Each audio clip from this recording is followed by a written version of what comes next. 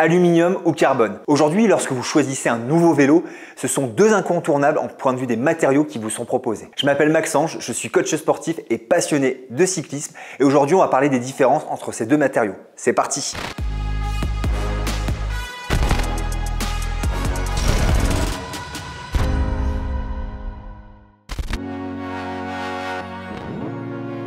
Tout d'abord, les cadres aluminium d'un côté et les cadres carbone de l'autre sont construits d'une manière totalement différente que l'on va voir tout de suite. Le cadre carbone, lui, il est créé à partir de fibres de carbone qui sont tissées de manière à en créer des feuilles de carbone qui sont ensuite, grâce à un enrobage, créées pour donner la forme globale du cadre. Les fibres carbone, elles vont permettre d'avoir la rigidité et en même temps un poids léger pour ce cadre, et en parallèle la résine qui va être utilisée va permettre d'avoir une cohésion et du coup avoir un bon maintien de l'ensemble du cadre. Il faut savoir qu'il y a différentes qualités de fibres de carbone. Plus vous allez avoir une qualité supérieure en termes de fibres de carbone, moins vous aurez besoin en fait d'un assemblage de feuilles de carbone important et donc moins de résine. À l'inverse, moins vous aurez des fibres de carbone de qualité qui demanderont donc davantage de feuilles de carbone et qui seront complétées par davantage de résine. Vous l'aurez compris alors que plus la qualité de fibres de carbone est supérieure et plus le poids diminue et le prix augmente. En ce qui concerne l'aluminium, on parle souvent donc d'alliage d'aluminium et je parle bien d'alliage, c'est-à-dire qu'en fait c'est un mélange d'aluminium à proprement parler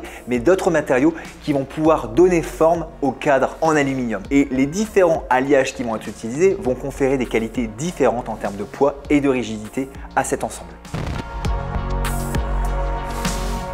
Au point de vue du confort, ça va dépendre clairement de la rigidité et de la souplesse des cadres. En ce qui concerne les cadres carbone, la souplesse et la rigidité de votre cadre vont être ajustées selon les types de fibres utilisés à différents endroits sur le cadre. C'est ça en réalité la magie du cadre carbone, c'est que ce matériau permet selon les zones de contrainte de pouvoir ajuster la souplesse ou la rigidité.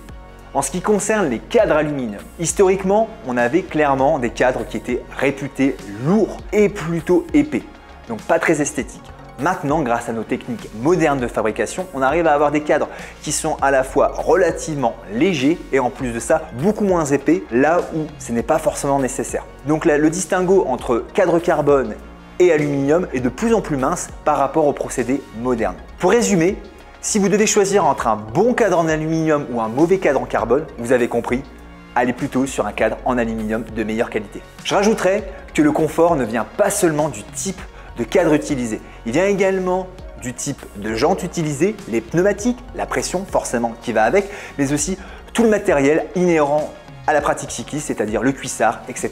Il n'y a pas seulement qu'une histoire de cadre dans le confort, mais c'est un ensemble qui permet d'avoir quelque chose qui est cohérent et surtout qui est adapté à votre pratique. En ce qui concerne la durabilité des deux cadres, les différences vont être d'un côté pour le carbone, du fait de sa rigidité importante, mais aussi des matériaux utilisés, vont faire que s'il y a un choc, ça se brise tout simplement. On peut toujours le réparer, mais c'est relativement coûteux et c'est loin d'être facile. En ce qui concerne les cadres aluminium, eux, ils ont une meilleure durabilité dans le temps, mais pareil, en cas de choc, si l'aluminium est froissé ou en tout cas déformé, il sera très compliqué de récupérer un cadre uniforme. Dans tous les cas, le meilleur conseil que je puisse vous donner, c'est de tout simplement faire vérifier vos cadres régulièrement auprès d'un professionnel. En résumé, il existe des différences fondamentales entre les cadres carbone et les cadres aluminium. Vous l'avez compris, un cadre carbone, ça requiert des matériaux et une technique qui est plus complexe. Ça permet également une orientation plus sportive et performance. En ce qui concerne les cadres aluminium, c'est plus lourd, mais du fait des techniques de fabrication utilisées, c'est moins cher. Enfin, n'oubliez pas que le plus important, c'est de choisir un cadre qui correspond à vos besoins, à vos goûts, mais aussi à vos moyens. J'espère que cette vidéo vous a plu. Si vous voulez d'autres astuces de ce genre, vous pouvez vous rendre sur le site Conseil Sport ou bien sur nos autres vidéos qui sont en ligne. D'ici là, portez-vous bien et surtout entraînez-vous bien. À bientôt.